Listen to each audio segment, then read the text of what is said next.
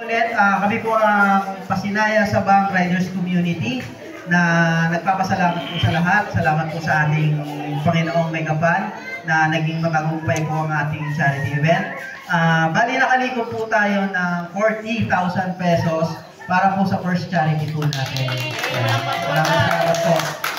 Ngayon po, dahil dalawa po ang beneficiary po natin, hatiin po natin ito sa dalawa, nating 20,000 pesos po sila.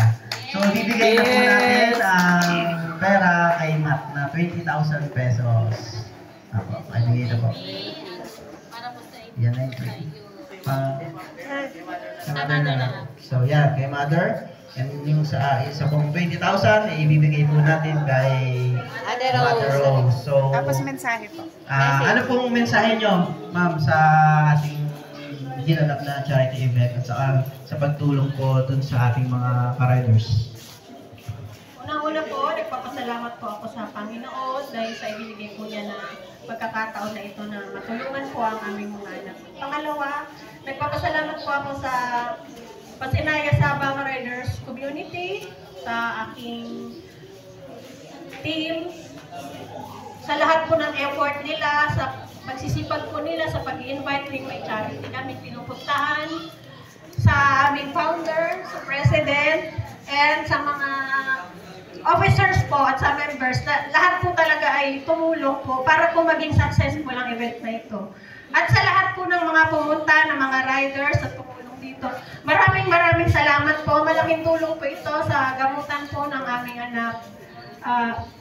God bless po sa lahat ng tulong ninyo. Si God na lang po ang bahala magbalik po ng kabutihan ninyo sa amin. Maraming salamat.